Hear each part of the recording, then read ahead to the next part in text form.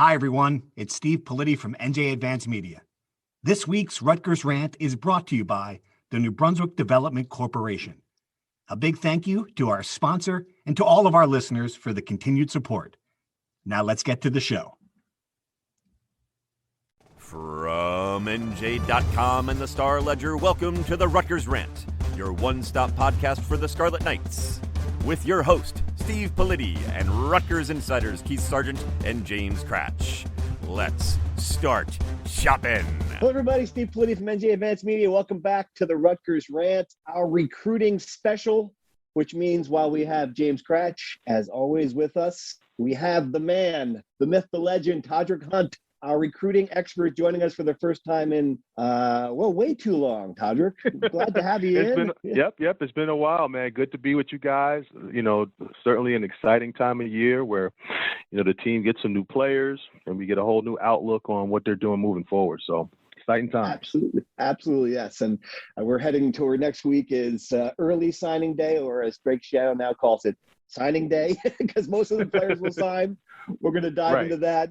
Before we started on that, though, I really want to talk about the story you did a couple weeks ago on recruiting Black athletes in this time of social change, because I thought it was just both a great story, was really well reported, and a lot of just fascinating quotes about, how recruiting has changed because of what's going on in society, in the world. If you haven't read it, folks, I want you to read it. Please do. But just the general synopsis, Todd, I'm just curious what, in reporting this column, what surprised you? Was there anything that you didn't know that you discovered while you were doing this? Well, I didn't necessarily know that 4 out of 5 recruits, that Rutgers were recruiting were African American. Wow. I mean, that's a pretty big number, and obviously the impact that they've had on the program has been huge. It's certainly a polarizing topic. My editor actually brought the idea to me. And initially, it wasn't something I was too excited about taking on. Obviously, it's a heavy load. It's a touchy topic. Not too many people necessarily want to go there. But then I called him right back and said, let's get on this and let's do it for those reasons. I mean, who else is going to write this story? And I thought It was important. I knew I'd take some slack, but at the same time, I knew a lot of people would enjoy it. I thought it would be an uplifting piece, and it was important, right, to actually, discuss it. The big monster in the room in 2021. It's a different day, a different age, and how does this affect recruiting and the questions that these parents have for their kids, sending their kids off to college? Can they wear their hair the way they like to wear their hair? Will their coaches be there to support them? Will they be ingratiated into the program and made to feel comfortable? I think we got all those questions answered. Todd, one of the things that you mentioned, the 4 out of 5 African-American players that 4 out of 5 recruits are African American. It's certainly not 4 out of 5 coaches in college football are African American. So I guess when you talk to recruits, what was their kind of response about the fact that there's a disparity still? Well, I think for the most part, the parents were better sources for this article in a lot of ways, simply because they're thinking of the questions that maybe some of the recruits are not, simply because it's their children. They want them to be protected, obviously, in this day and age when they send them off to college. So for the recruits per se, they weren't necessarily as concerned as I'd say the parents were, and just being forward thinking and just looking how, society has affected different things. I thought Devin McCourty, who I interviewed for the piece as well, brought up a good piece about, Shiano pulling up some former guys that played on the team and giving them some coaching opportunities. But at the same time, he did also say that he'd also like to see more Black coaches on the roster and moving forward. And that is not a Rutgers issue. It's pretty much a football issue. When you look at most of these staffs across the country, you'll see predominantly white staffs. And a lot of times, the players on the team are predominantly Black. So it's not a Rutgers issue necessarily. It's just more of a generational thing. One other thing that Devin actually touched on that I didn't use for the piece is just a lot of times these guys are just in the same clubhouse, same network, and when they get jobs, they call on guys that they know, but you have to be intentional about it if you really want to forge some change and give some young brothers opportunities to get on these staffs and mold these young men who they can relate to. All right. Again, fascinating story, guys. If you haven't read it yet, you should dive in and dig it up and find it and read it. It was a great story on an important topic. All right, let's talk about this current class, Todrick. Now we've all heard it's a good one. If you're looking at the rankings, we're 21st in the country and 5th in the Big Ten, according to 24/7. For someone who hasn't paid any attention, give me the view from 30,000 feet with this class. I mean, what makes it so strong? What are the strengths? And maybe, what is it lacking or what does it still need? Well, the quarterback, obviously is the big glaring thing. We don't associate Gavin Wimsatt with this class simply because he's already at Rutgers and, played in some games, but he is a member of the class and he's probably the best one that Rutgers ever brought in. Now, do they develop him and get him to where he needs to be, where he can come out next year and, affect some change? We'll see, but he certainly has the skill set, the tools. I know they're excited about him. I've heard he's a quick study. I hear he's, very personable. He's good with the guys. They've all embraced him. He's got a great attitude, and he's a great teammate.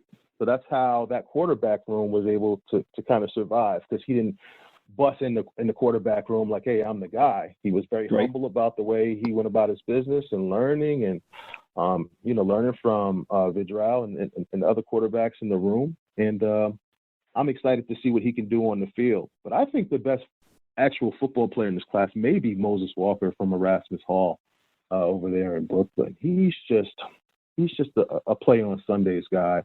Explosive, read, react, physical, man amongst boys on the field, can make plays in every single facet of the game. Just an absolute monster. And Thomas Amankwa, who played at Rutgers this past weekend, I thought, and made that his own personal showcase, playing in a regional championship game at his future school in front of his future head coach. That was an awesome moment, and he used that stage to absolutely tear it up. Whether it be in the passing game, running the football, and defensively. I even like him at corner. I think he could be potentially a pro corner down the line. And offensively, I get some Reggie Bush vibes. And this is the kid that they didn't even offer until his senior year. Right? He's a safety, right? He recruited as a safety? I think he's one of those guys that you get on campus and you figure it out. Mm-hmm. I like him defensively, and he fits the mold of that type of guy that could go to the league. But I like what he brings offensively, right? Mm-hmm. And Rutgers right now is struggling to move the football. So you got a guy that you could utilize in the passing game, a little bit in the run game. You just get him the football and allow him to make some plays with his feet. So he's certainly an interesting piece that was brought on late, wasn't a big offer guy, but I think eventually could prove to be one of the better guys in the class. Todrick, 7 offensive linemen in this class. This is going to be Rutgers' hopes, the big group as well. We've talked about it every week, it seems, every day almost, how the offensive line is the big issue that's kind of holding this program back.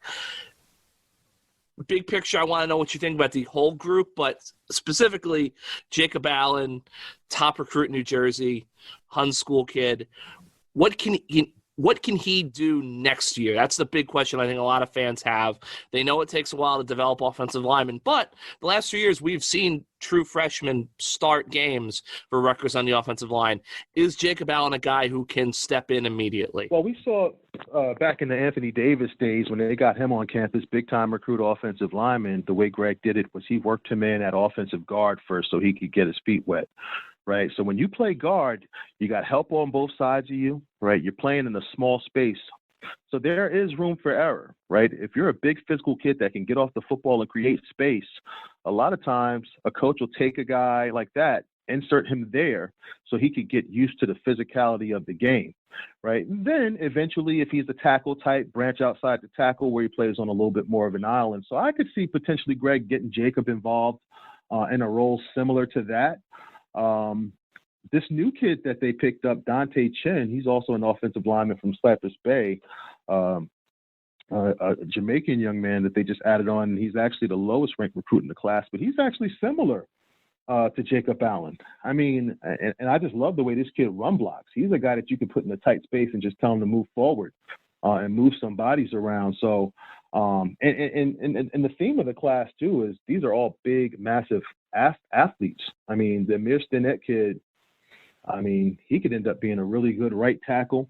He's 6'5", 380 pounds. I mean, so obviously he's got some conditioning, and they'll do some retooling with him. But as a finished product, I mean, he could be a massive man. Nelson Manungro from Union City probably has maybe even the highest upside of the group at 6'7", 285 right now, only a 3-star recruit.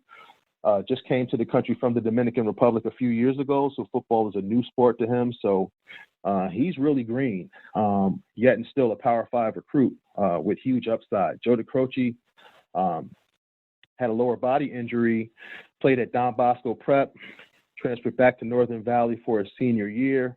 I really like this young man, and he's a hard worker, a really strong weight room kid. He's 6'6", 295 pounds. He's the guy that I think can really make a difference ultimately as well. But if we're talking about high impact, right out the box, which of these guys can help this team, you're probably looking at Allen playing inside at guard and just creating some holes while he learns.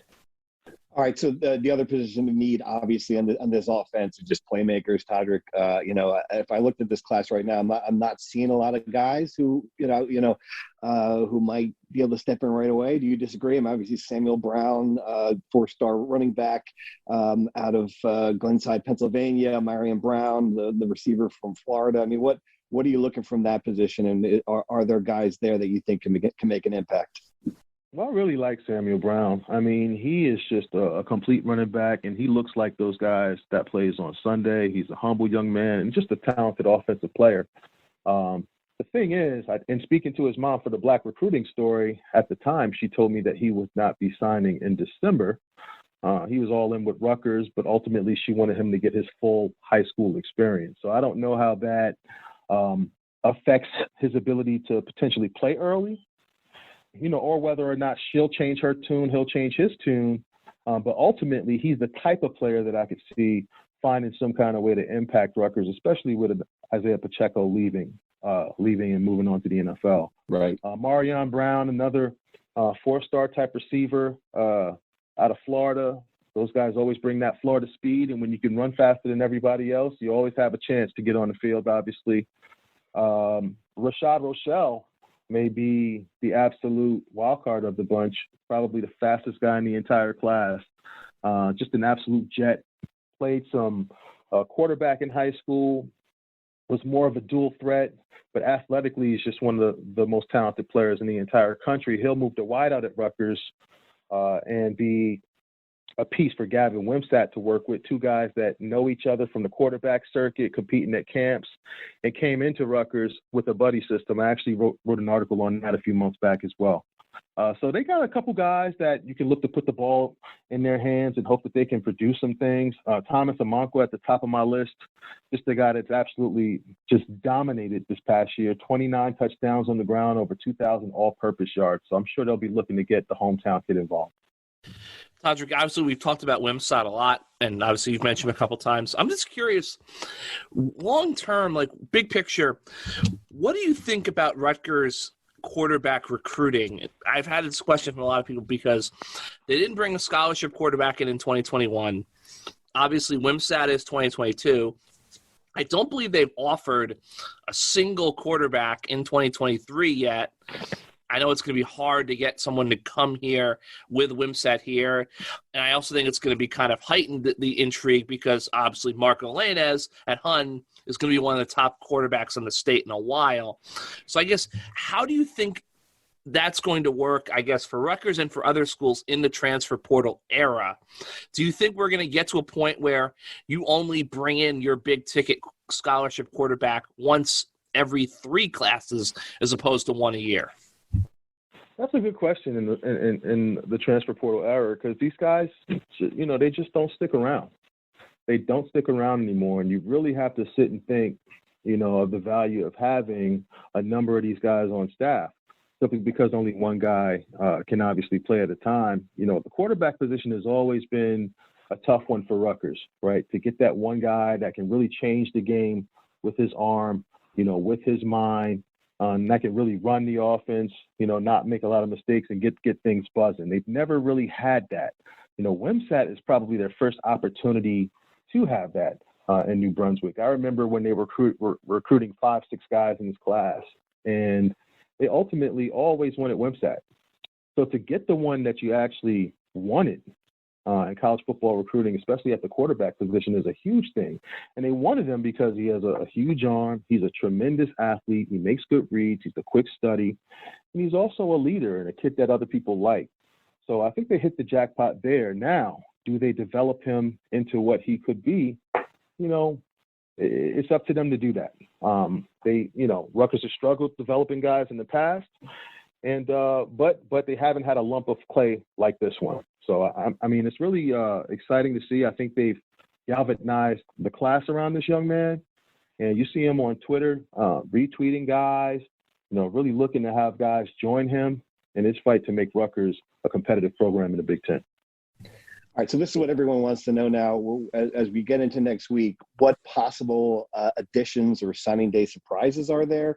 Will there be flips one way or the other? I mean, the three names I'm seeing a lot are Jaden Bellamy, Jaden Gould, and the kid from Union whose name I will not try to pronounce. I'm hoping that you, Davison, give it to me, Todrick. How do you pronounce it? Right, Davison Igbinosun. Right. Igbinosun. Right. As far as Bellamy, Bellamy right now is committed to Notre Dame. I don't see him changing tune simply because the gentleman Freeman that was promoted to head coach was actually a guy that recruited him. He's comfortable with him, and he is centrally in their plans. So I see him staying put despite his father, Jay, playing at Rutgers and then going on to play in the NFL for 14 years. Gould as well.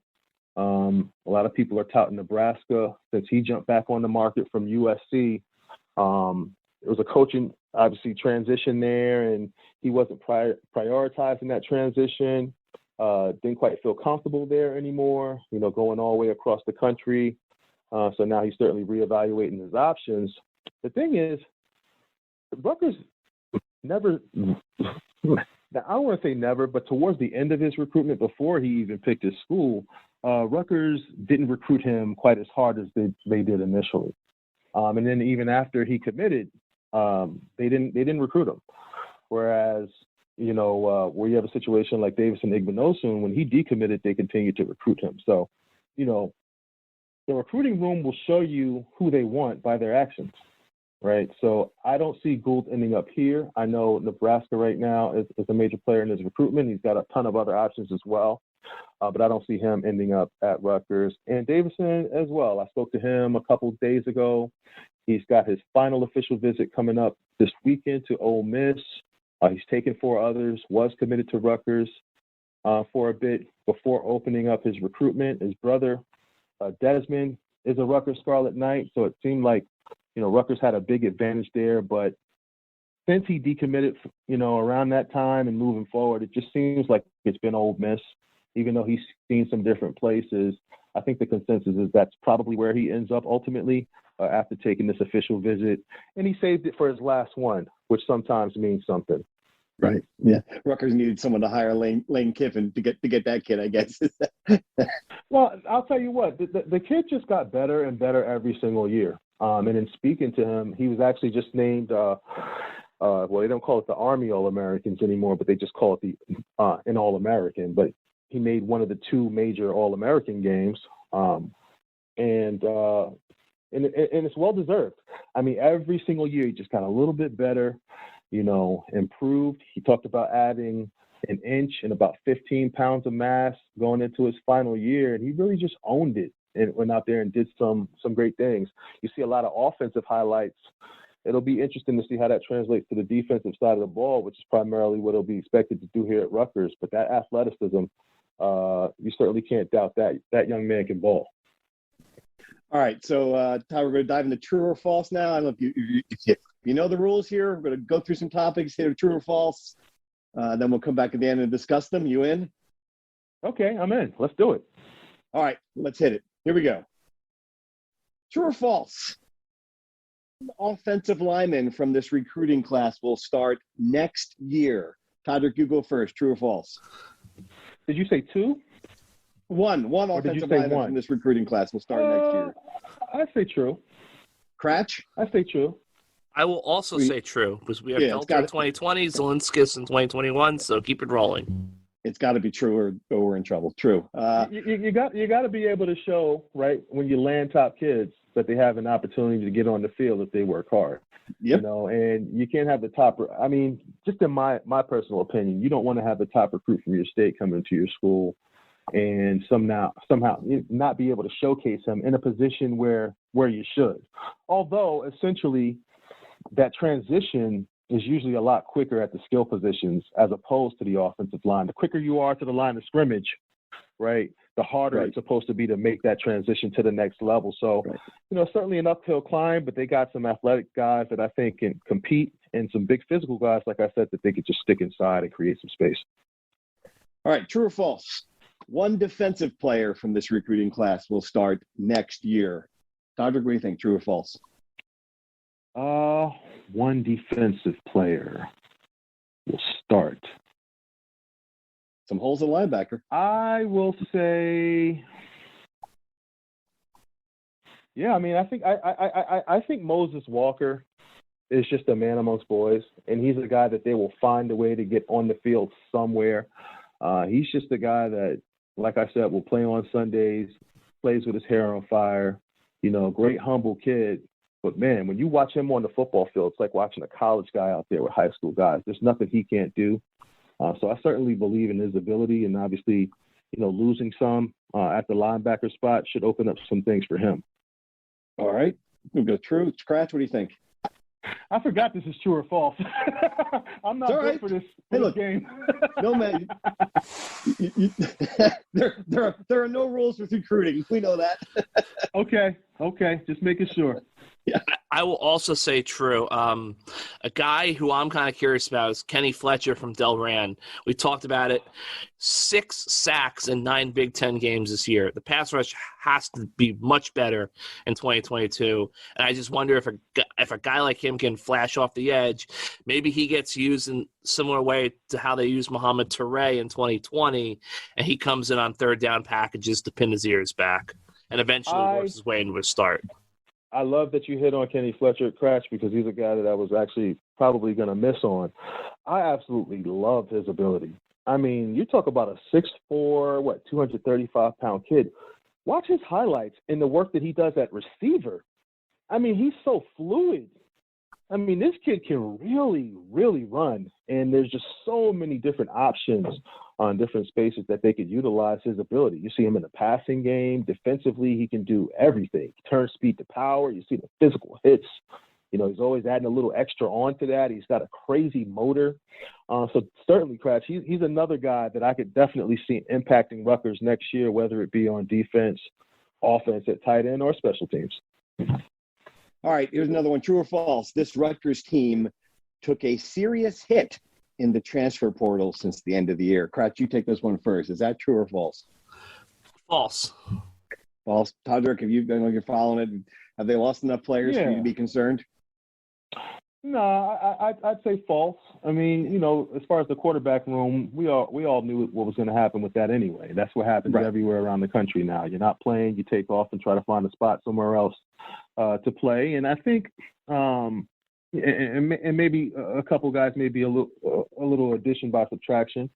But it certainly hurts when you lose role players, but that's what you recruit for, right? So they'll be bringing in guys, you know, from the transfer portal that they can plug and play. Or at least ideally that's what they hope to do, and replace some of those guys and look upwards and onward. All right, true or false? Rutgers will extend Greg Schiano's contract in 2022. We've got some crazy numbers floating around there. Cratch, what do you think? Is Rutgers going to have to answer with an extended contract for the head coach? I will say false. Todrick, what do you think? Get some Mel Tucker money here, true or false? Oh, man. Oh. Geez, I tell you, man, it's just such a weird thing, right, when we talk about bowl games and 5 wins, 6 wins, because it's really not much of a difference. But, man, on paper, it just changes everything, right? So if we're talking 6-6, I say, oh, absolutely. But I think you still do, right? Because, I mean, what else do you really do here? I mean, He's shown, I think it takes a really specific person that understands the politics in New Jersey and just the way things kind of move to get this thing shaken. I mean, we saw it with Chris Ash, who came to Rutgers and obviously struggled. He struggled probably more than anything, just sort of culturally, because he wasn't the great fit and obviously didn't have all of the relationships. Schiano obviously checks all those boxes. I think you can argue he still has the program moving in the right direction. Would have been better, obviously, to make a bowl game, and I think we could have been a little bit more confident in saying that. But ultimately, with things moving in the right direction, the recruiting going well, we got a quarterback of the future. Tough to not be excited about the future of Rutgers football. I think so. I think it's possible. I'm only going to say false because I think that something has to happen for it to happen. But I think it'll be a topic, absolutely. So, all right. My thing is false. Oh, go ahead, Crutch. It's just with Greg, it's like even after next season, he'll still have 5 years left on his deal. Yeah. And I just think, look, I think the rule is always you got to have 5 years. You have to extend. I don't know if Greg Schiano, it's apples to kumquats comparison, but like Jim Harbaugh was going into a contract year at Michigan. He didn't get an extension until the end, and then now he's in the playoff. I don't think Greg needs to have 5 years on his deal to go recruit effectively. I think Greg is one of those guys, it's pretty obvious he's not going anywhere. Right. Very true. Very true. All right. I mean, it's certainly a good stance to have and a good way to look at it. And then ultimately, like you said, I mean, kids can still come in and get out of here before he would leave under the contract that he's on now. So maybe not. All right, true or false? Rutgers Hoops is due for a breakthrough. It'll happen tonight against number 1 Purdue. Kratch, seems like a long shot. Do you think they'll play well tonight? I do not. False. Yeah. I think Purdue is coming in here I have a feeling it's not going to be pretty. First time Purdue's been no chance to win a game at number 1. What do you think? What do you think? You've watched enough basketball, Todrick? Did you get any hope for them tonight?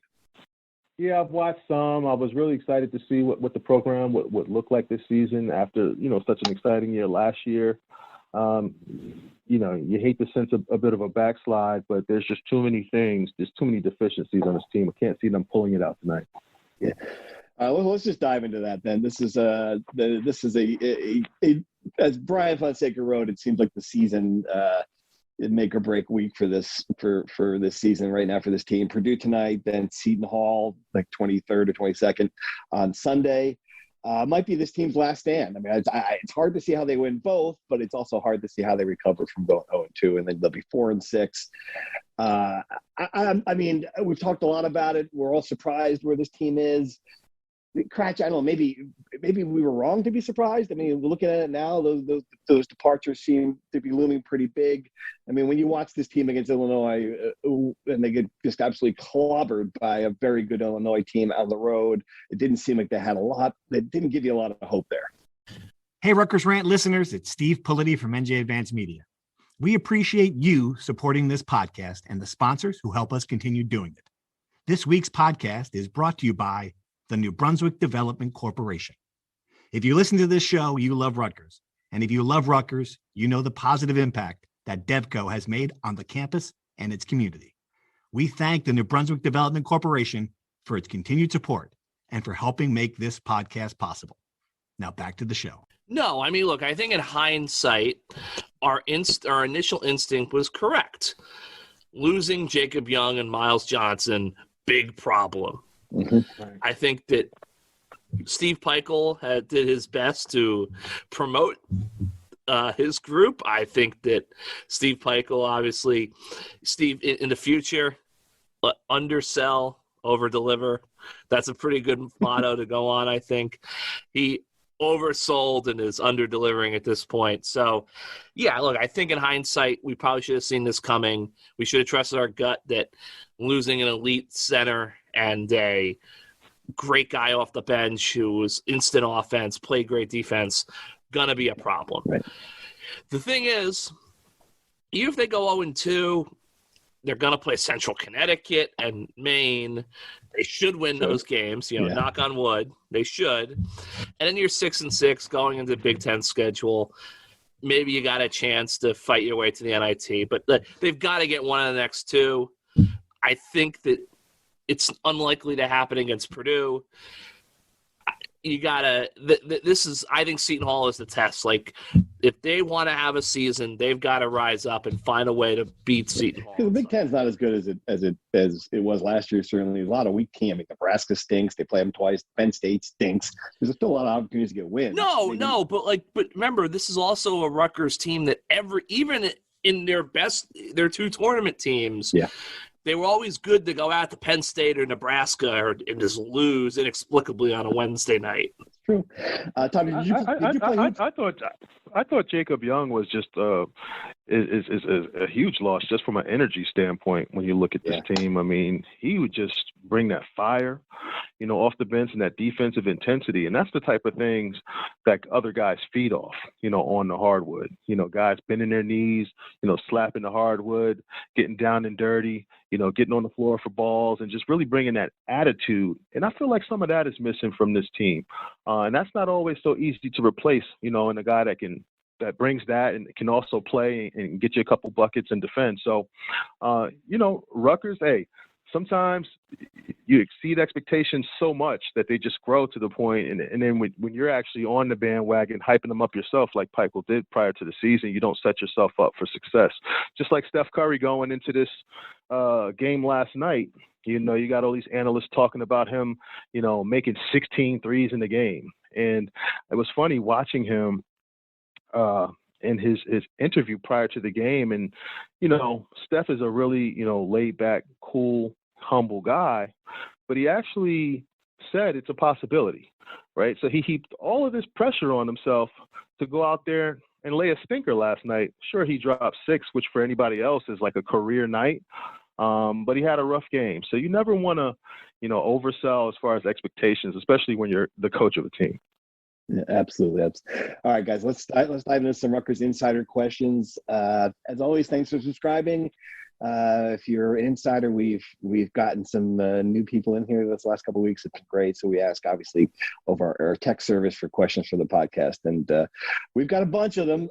Here's one for you, Todrick. It begins, Tony from Lawrence begins, TH is amazing. So it's a big fan. Wow. Great. He wants to know any commits that might be particularly wobbly. Is there a kid who you're like, oh, this might not be signed in blood on Wednesday or Tuesday, whenever it is? Let me just pull up this 2022 list so I can make sure. Just run down everybody here.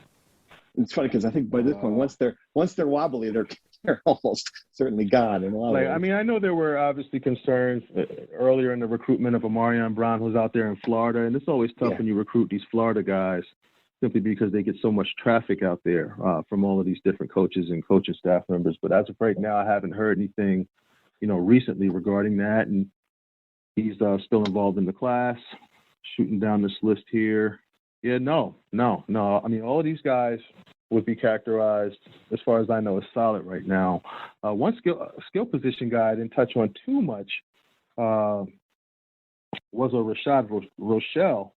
And I think for a guy like him to come in here with a ton of quarterback records, like if you see what this kid's done with his arm, and he can also throw the football.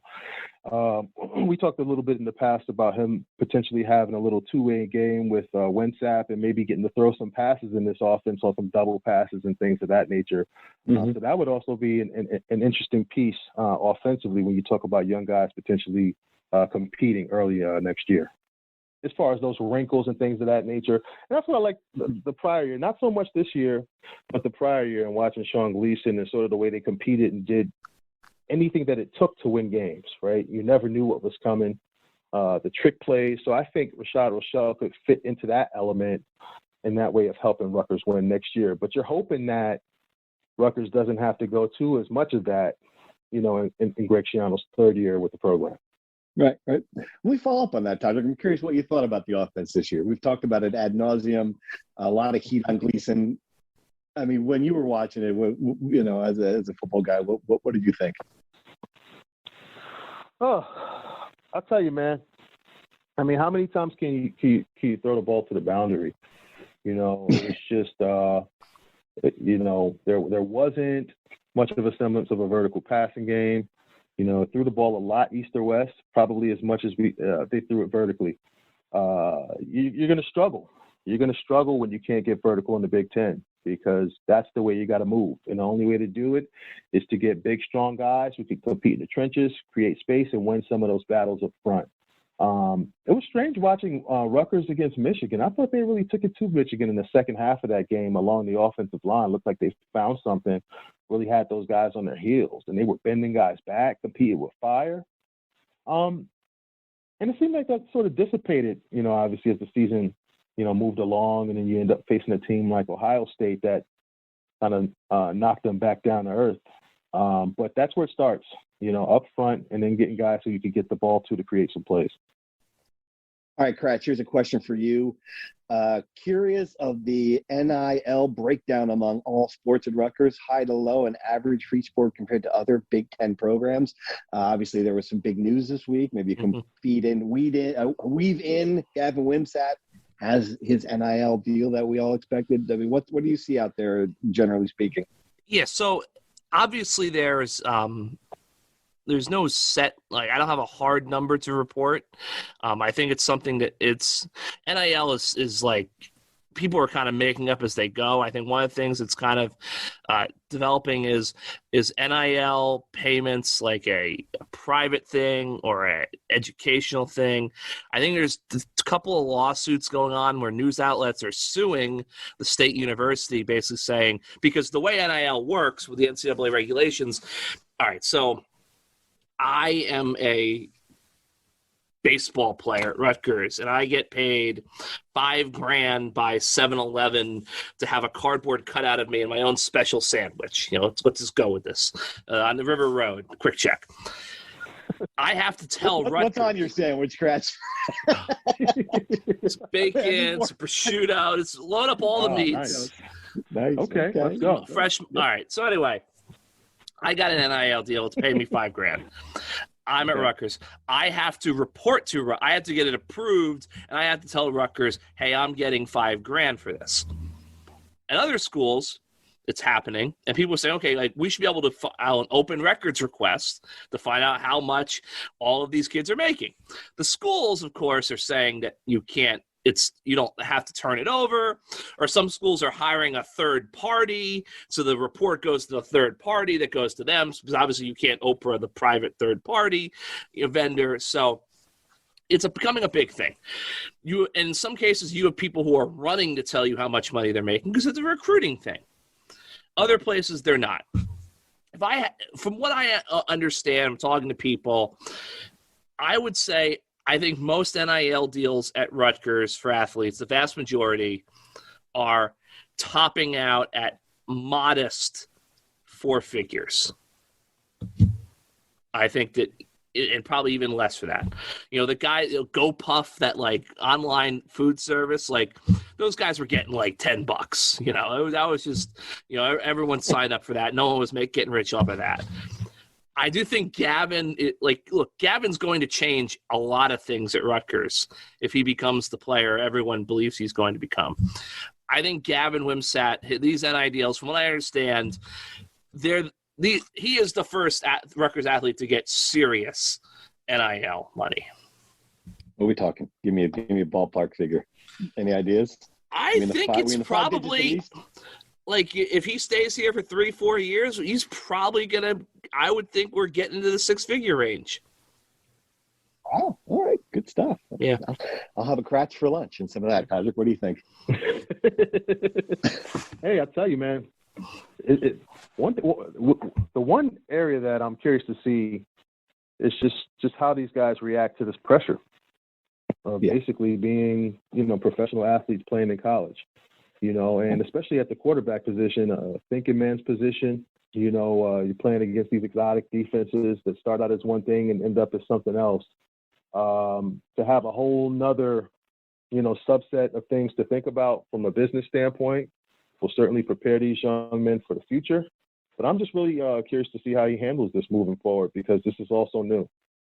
Yeah, I mean, look what happened to the kid from Ohio State. Gets a 7-figure NIL deal, and he transfers to Texas. I mean, it is amazing the stuff going on. And it's just and honestly, the NIL it's just one of those things, right? Like the NCAA likes to roll out things and then kind of think about it later, just kind of like how they gave out this free year, and then asked the colleges to just sort of figure it out, right? And ultimately, it really killed the high school kids because all of these guys are coming back with guaranteed roster spots on top of competing with the transfer portal, right? And if you're some coach that has to win this year, what are you going to put your money on? A 22, 23-year-old kid with Power 5 experience who you can plug and play, or a 17-year-old kid that you got to develop who you may not even be here to reap the benefits of. Yeah. So the NCAA just kind of does whatever they do and then expects everybody else to kind of go, figure out how to work these things out. And it's the same thing with the NIL, where we're seeing it being utilized in different ways. I know it was important to bring it back again to Rashad Rochelle and talking to his father. That was a big recruiting chip. His father wanted to ensure that his son would be able to take advantage of any type of NIL opportunities, any and all. And Greg Schiano was on board, his father said. And that was certainly a sticking point and one of the big reasons why he chose Rutgers. So it's definitely meaningful. It'll be interesting to see the way it's utilized. Coaches can't be involved in finding deals. I actually asked Schiano straight up when I was interviewing him for my Black Recruiting Story, are you guys at all involved in finding these opportunities and maybe using them, in recruiting to get players to come to the school? And he clarified that they're absolutely not allowed to do that or to take any part of that, obviously. So it's all still new. And I think different schools the schools will find different ways to sort of utilize it over time. All right, here's a recruiting question from Gus in Flemington. He says he's an RU alum by marriage since NJIT didn't have a football team. Okay.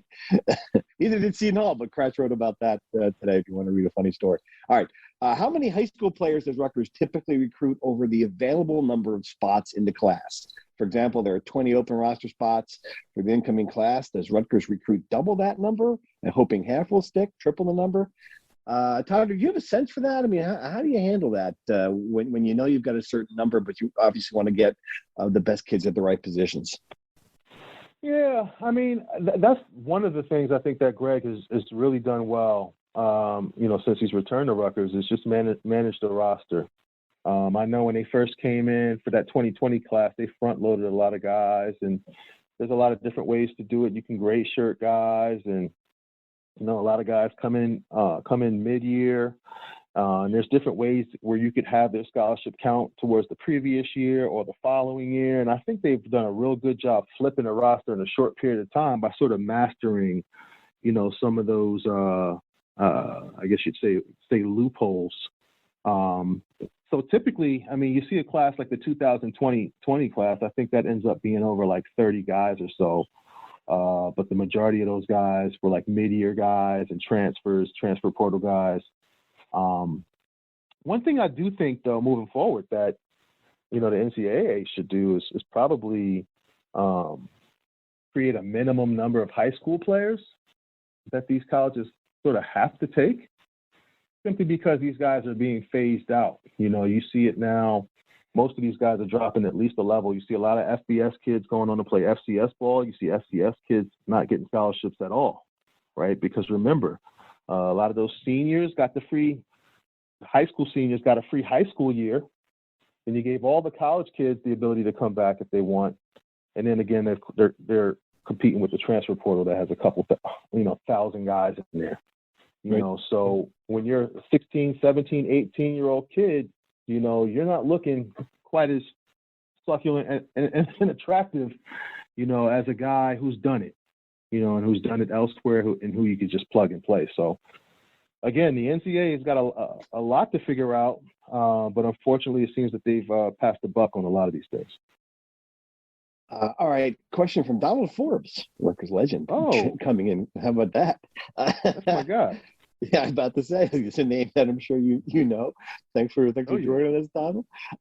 He says that he wants to know there are a number of job openings in college football, with Temple being the one that might have the most impact on Rutgers. Do you know if any Rutgers staff members have applied, particularly Fran Brown, and their odds of landing the position? Cratch, we've talked about this a little bit. Have you seen any updates on the Temple coaching situation, and are there other jobs that might become an issue for the Scarlet Knights?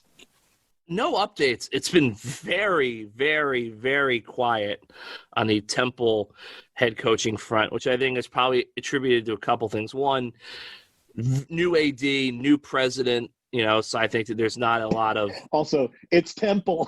Yes, I was going to say that it's Temple. But I really think there's a very good chance that the next Temple head coach, and we'll get to Fran Brown in a second. I'm sure Todrick has some thoughts as well. I think there's a very good chance the next Temple head coach is in the NFL right now. I know there are a couple of us, former Matt Rule assistants who are with Carolina. Obviously, looks like that might be going south on Matt Rule. Although I kind of hard to believe that 2 years in, people are ready to jump ship with Matt Rule. But I've also heard too that Al Golden. When Al Golden was connected to UConn, that was kind of a shift for me because what I had heard. Obviously, going back to 2019 and the Rutgers coaching search, Al's name never came up. I don't think Rutgers ever thought about him. Talking to people who know Al Golden, they said he would come back to college if it was a big-time job in the Northeast. Basically, Al was of the mindset of, I like the NFL. If I can go to Syracuse or Virginia or Rutgers or Pitt or BC, I'd go there, but other than that, I'm staying in the NFL. Then he got tied to UConn. There seemed to be smoke there, so they hired Jim Mora. It seemed like maybe he was broadening his horizons. I have heard he would have interest in returning to Temple.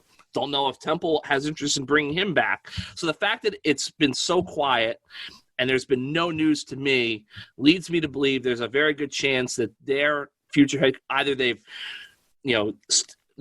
identified exactly who they want, and they're just waiting for that guy's bowl game to be over, if it's assistant, or they're going to bring someone back from the NFL. As for Fran Brown, I don't think he's in the mix right now there. I think people can debate whether that's the right move or not. Obviously, he's had a lot of Temple alumni are in the NFL, calling for his hiring, expressing support on social media. I don't think Rutgers fans have to worry about him leaving, no. What do you think, Yeah, Tommy? I mean, Temple would have to, really come and get him. He's, fought for that job in the past, and there's a lot of history there, obviously, with the Board of Trustees and all of that.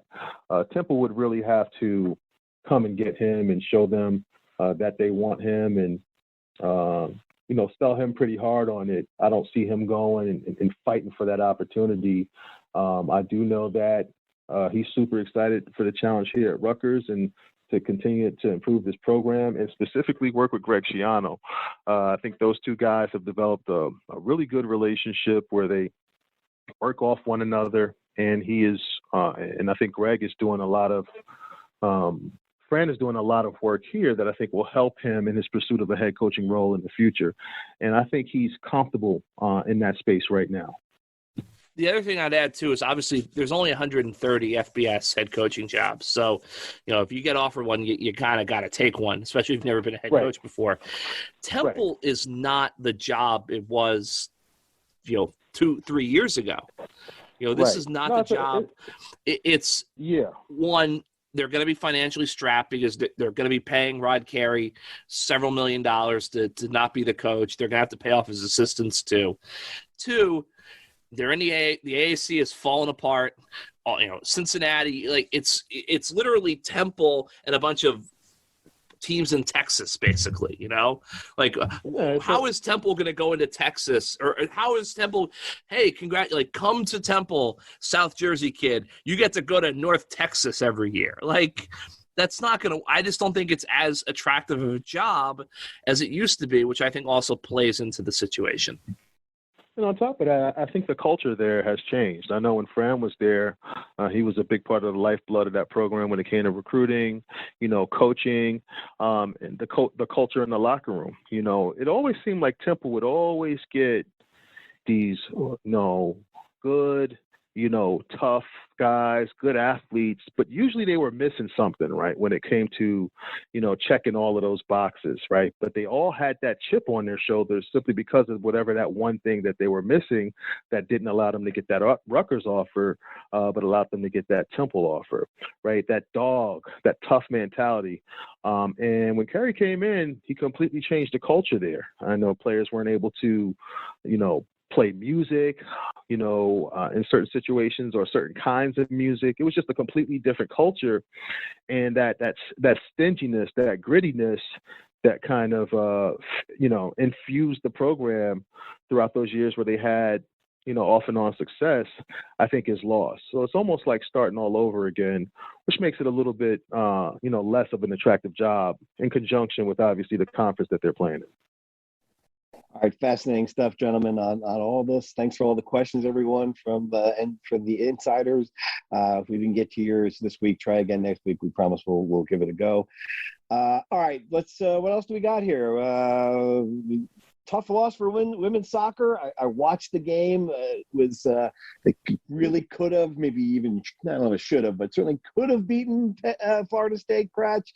Season ends in this College Cup. Not a surprise, I guess, but man, it was right there. I don't know if you watched it, but I did. Bunch of opportunities. Bunch of opportunities there, especially the last 10 minutes. Ferocious finish. Obviously, Florida State, I believe, won the national title, so they lost to the national champion. Great season for them, obviously, but tough to lose it that way. They had their chances. That one that header kind of hit off the crossbar. It kind of just hung up there in the air for a second. Yeah. You thought maybe that was going to be the moment they were going to finally knock that one home. Hey, I say it. By far one of Rutgers' greatest teams. You just hope looking forward that they can recalibrate, and I'm excited to see what they bring forth next year. Oh, absolutely. All right, wrestling piling up wins against soft schedule. Can I use that word, or is that not the right word, Cratch? Yeah, I would say soft schedule. I mean, look, I think it all kind of, this is a situation where having a not, loaded schedule makes sense. There's a lot of guys in that program that just really didn't wrestle last year. I mean, the pandemic season was completely and totally strange for wrestling more than anything. They had 4 dual meets, no open meets. They had a prolonged COVID shutdown, and then it was the 10 guys go to the Big Ten. So you've got a lot of guys in that program, young guys who wrestled, one bout, in 2020, 21. So I think it made sense for them to load up on dual meets to get guys in the lineup. Business is about to pick up, though. They're hosting Army at Jersey Mike's Arena Friday night. They should beat Army, but I think it's going to be a good scrap. I think if Army can pull an upset, a couple of spots, we could be looking at a 5-5 bout split when it goes to bonus points. So they should beat Army, but, the cadets are going to come down. They've got some ranked guys. They're going to be a real test. And then the Midlands at the end of the month, and then it's Big Ten dual meet season with Ryder and Princeton also looming. So they're about to really get into it. The schedule's about to get a lot tougher, and that starts against Army. I would hope Army is good in wrestling, right, Todrick? I mean, that would be you'd expect. You'd expect, but I'll tell you, man, there's really no sport like wrestling. I mean, did you wrestle in high school? Did you wrestle? I didn't wrestle, but my son did wrestle. So he wrestled for, I want to say, 1 year, and he wrestled for a couple of years in middle school. And I'll tell you, man, it's just the most intense thing, being on one side of the mat, staring into the eyes of another father, and your kids are on the mat getting into it. Your kid pins his kid, and you see the defeat in his eyes. You jump up on that mat. You're just super excited. There's no better. Maybe getting a sack or a strip fumble comes close, but it's that type of feeling. When your kid pins another kid, it's just awesome. And the energy that this Rutgers wrestling program brings just year after year. Unfortunately, we've had the pandemic, which has slowed some things down and maybe made some things change course. But, these guys compete, and they got a national wrestling program up there at Rutgers. Yeah, absolutely. What's the closest you've ever come to wrestling another parent at a sporting event? Well, I'll tell you, I was always parent/coach, so I was one of those real fiery guys. I think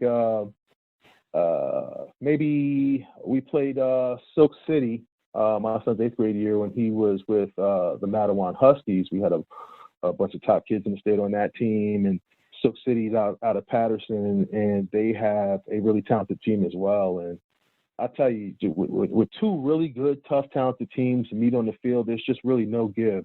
So that almost boils over into a full-blown riot, which I was kind of the center of, just sort of pumping up our guys, getting them ready to compete. So we actually had to leave early before the game ended because it was becoming such a volatile situation. Wow. That's definitely one of my one of our closest calls. Oh, but I'll tell you, Rooks was on that team, a kid that Rutgers ended up recruiting, and now he's at the University of Michigan. And a couple guys on that squad. Taiwan Malone was on our team, and another guy that Rutgers recruited. He's at Ole Miss now.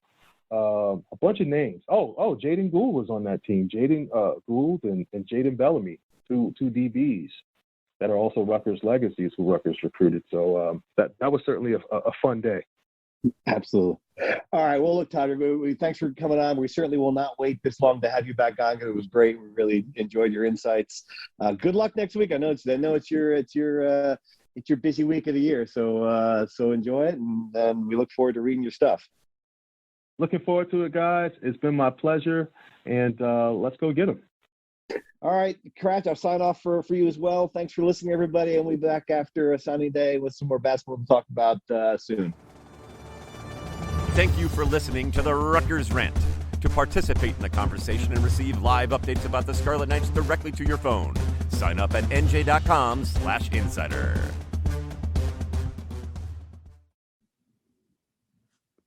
You haven't heard enough from me yet, huh?